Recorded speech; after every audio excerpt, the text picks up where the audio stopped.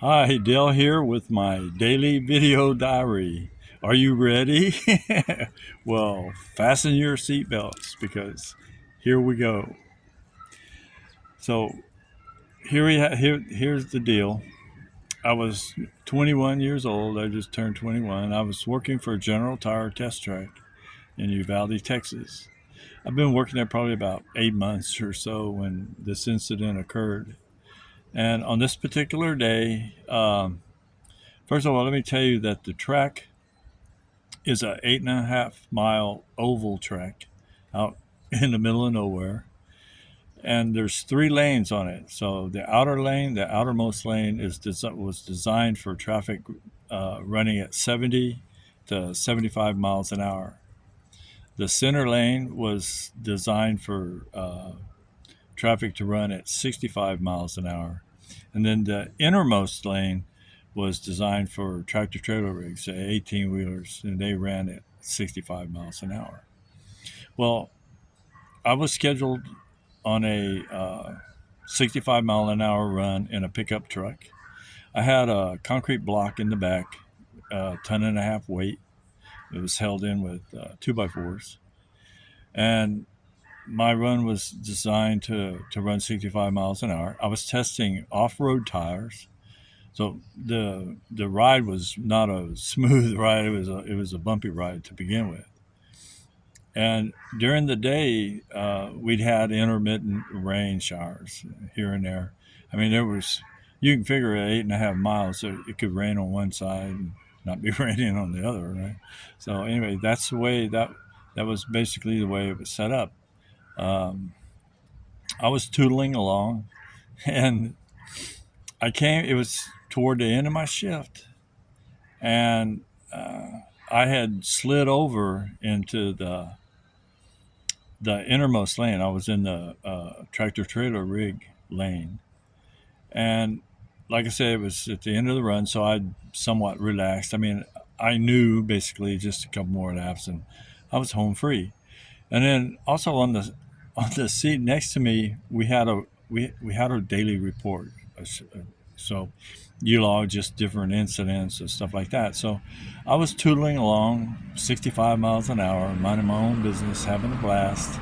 I had the radio on, I was jamming, and I had the report next to me, and I was kind of, stuff that I could quickly, fill out. I did.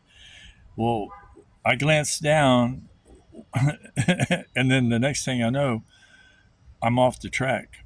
There's a where this happened was there was a big gravel area right there, and the track is the asphalt.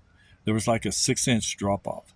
So when that happened, it startled me, and I jerked and I turned the truck and tried to get back on the track, which was a mistake. Yeah, my right rear was already kicking out away from me.